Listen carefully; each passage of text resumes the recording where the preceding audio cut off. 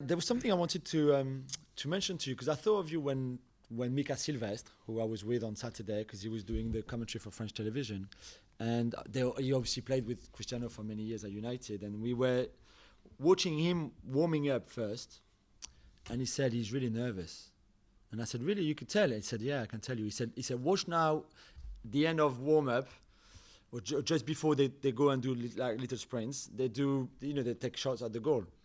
And he said, have a look.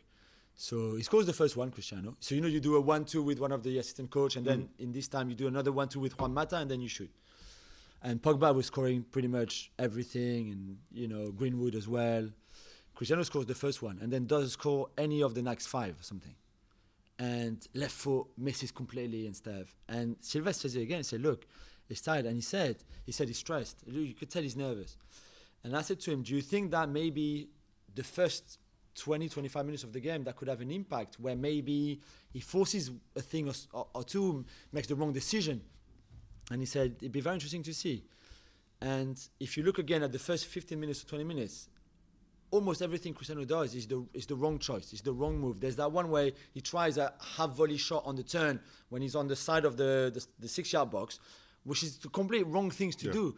But you could, and Silva said, I know him so well, I can tell on his face that he's nervous. Well, and I'm surprised because I don't expect Cristiano. Well, he said it. Cristiano said it after he said the it game. after the game. He said I was super nervous. But I found that strange. I wonder, look, it's humanizing, right? Yeah, of course. We put these superstars on a pedestal, and we assume that, they're unflappable. And maybe there are some people who don't get nervous, but I actually thought that was a very genuine thing. Yeah, it was. But I just maybe more so when he's like, "This is my home," like, "Oh, come on, you're laying it on a bit thick." It's one of several homes we have, right? But I thought that was wonderful, and I think it sends a message which goes beyond sport, even to life and in any sport. Is you can be nervous, you can screw up, but it matters what you do next. So what I like about Cristiano, I think the lesson is, no matter how nervous, and we've seen this before, when he's had bad games, he's always up to take responsibility for the next one. And I think he's got that perseverance, right? If he gets knocked down, he doesn't let it affect him. He doesn't start thinking. He wipes it from his mind. Yeah. And then he goes and he tries something else. And I think that is one of the many ingredients that make him such a special player. I'm with you. In terms of the way they played, you said United didn't play very well.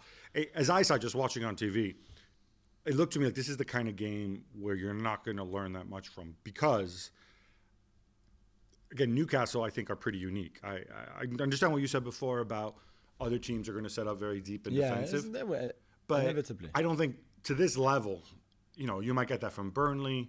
Maybe you might get that from Spurs, actually. No, it had the effect, to me, that having Pogba in midfield is not a problem in a game like this. No. Because he's there by himself. Yeah, definitely. And I thought actually he had a really, really good game. I think the issue might be more when they play against teams that go out and try to attack them. It's not just City, Liverpool, whatever. I could see Chelsea sitting deep against them, but I think when they play an Arsenal, when they play, even when they play Norwich, they'll wipe the floor with Norwich, presumably, because they have better players. But Norwich, you presume, will go and will engage them. Even Wolves with Bruno Lage as well. They will be. That's what Brighton. I find. To me, that is the question, right? Yeah. It's not. Somebody tweeted at us, if you saw this, about, Cristiano's drifting to the left, just like you said you would. And I'm like, thank you for acknowledging that. But we've watched him these last couple of years. Yeah. It's kind of what he does. Yeah, but the problem again is that, and regardless if it's against a team that sit really deep or someone who plays a bit more and is a bit more expensive, you will need to work on your patterns of play much better than what they do now. This is not good enough. It's not good enough when you've got Cristiano, and this is the first game, so of course it's all new and everybody will have to adapt and work on things. But you cannot have a decent cross for Cristiano all game. This is not possible. And we said before, I don't expect Wan-Bissaka to suddenly turns into Cafu and put amazing, or Beckham. Somebody else is going to have to do that. Yeah, but Luke Shaw can do that, and we've seen many times. And of course, he gives the through ball for Cristiano's second goal, and that's really good. But in terms of crosses, he was never really in a position because of the way Newcastle were playing. But that's where you have to work on finding a way to put your best crossers of the ball wide in a position to put good balls in the box as well, which never happened. So it's one of those where I think they have, in a way, Cristiano makes you need to work on things even more technically and in terms of patterns of play than anything that you've done before, where you knew that Bruno could do something a bit special, or Pogba, and they can still do that. But I think when you've got Cristiano in that team now, your left wing, so Shaw and Sancho, for example, and your right wing, Greenwood and Wan-Bissaka or whoever, will have to work much harder to be able to create things for Cristiano than not. And I was talking to Owen Hargreaves at halftime, and we were saying, like, even Diogo Dalot, just with the quality of crossing that he has, which is higher than Wan-Bissaka, could be a good option to have at some point. I'm not saying he should start every game, but just for that kind of quality crossing in the box for Ronaldo. I take your point. Then the question is, can they do it? Does Solskjaer have? And look, you can't judge him at this point because Sancho's only, I think this was his second league start, if I'm not mistaken. There's no and rush. He looked okay. He looked sharp. It's going to take time to find the balance. He needs time on the training pitch, and this is the problem: is once the season starts, you don't have that time on the training pitch. That said, I think there's also an argument to be made that the old United format, before Cristiano, there was very little in the way of patterns of play under Solskjaer. Yeah. And United didn't stink. They weren't particularly good, but because you have the individual match winners, whether it's Bruno scored another tremendous goal, Pogba or whatever. So you add another match winner who creates out of nothing, you get more points as long as you don't crumble and give up things at the back. That wasn't going to happen against Newcastle, although there were at least three. There was the Willock one, there was the Saint Maximin one where he kind of got lost. I mean, they could have conceded 3 goals. Easily. Although I thought Varane was fantastic for his home debut as well. So we'll see where it goes. Off the pitch, there was, obviously this is a delicate issue, but for those who haven't followed, the criminal case against Cristiano was dropped, wasn't taken forward in the Catherine Mayorga rape case. Yeah. The civil case, they filed papers. We're going to find out if it goes forward. There was a plane that flew over Old Trafford referencing the case.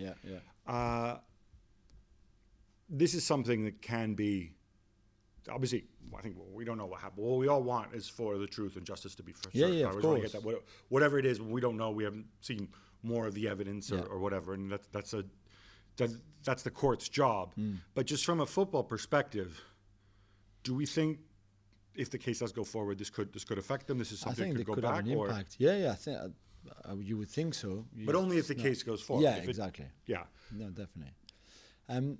Just one quick thing we mentioned Paul Pogba, and it's another 2 assists, I think, in that game. Are we clear here that the Jesse Lingard goal, right? Although the ball comes from Paul Pogba, the assist should go to Martial. I mean, come on, of course. The dummy of Martial is what makes that goal, right? And then the turn and Lingard finishes it well. But the ball from Pogba is not an assist. It's nothing but it's just a ball in the box. You want to take it up with the companies that collect stats and stuff? But that's one thing. Yeah. And obviously, I'm joking. Paul will keep his assist, and he's very happy, by the way, with the tally. But I'm just saying, let's not forget the dummy from Martial, which makes that goal. Oh, we have to praise Martial since we absolutely slammed him. What was the game that he started and he was terrible?